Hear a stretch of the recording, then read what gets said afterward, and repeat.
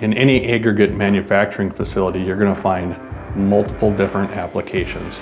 Wet areas, dusty areas, and it would only make sense that you wouldn't use the same bearing seal in a dry area that you would use in a wet area. What Superior's been doing over the last 7 years is testing idler manufacturers' seals. And what we've been trying to do is find out why seals fail and what components of that can we modify to improve bearing life.